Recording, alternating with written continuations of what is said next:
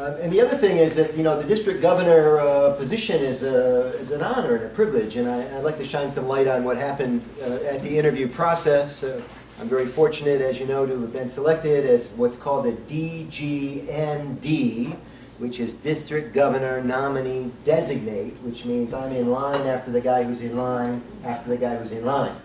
And my year will be 2016-17. It seems like a long way off, but it'll happen very quickly. Look how fast Stuart became a member of the year. And by the way, the only reason he likes the Thanksgiving deal so much is because he's Canadian. They don't even have Thanksgiving. He's just grateful for another holiday. So I went to an interview that was, and this is hopefully fun for you to hear. And you know, what's fascinating too is that our little club is taking more interest in the district. So John Buckert is now involved with youth at a district level. Kevin Dallaire is on the financial committee at a district level.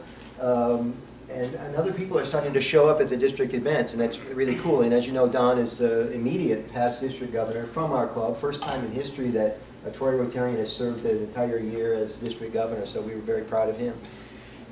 So what I wanted to tell you about today was the interview process and how it worked. A little bit more about what Don told you about earlier.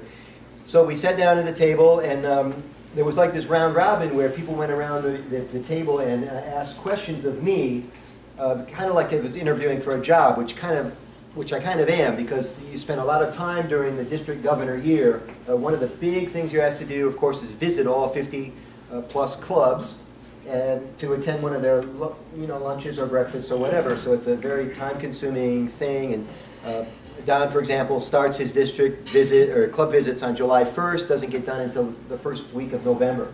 So that's a huge chunk of the year and a big time commitment.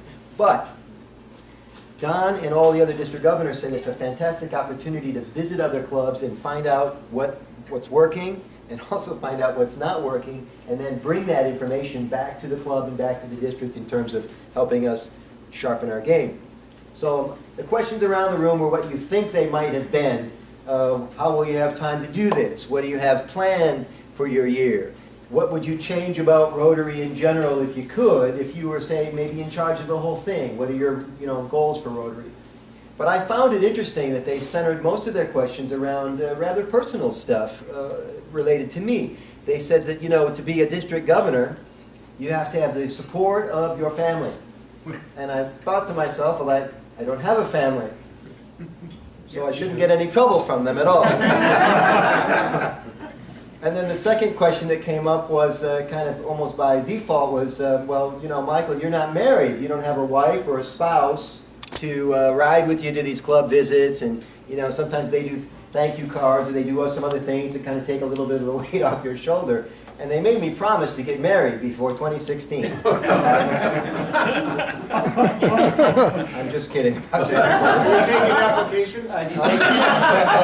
No, but I am holding auditions again this weekend. Hello, doctor. How are you? And so that's kind of the inside story about what happened with the district governor.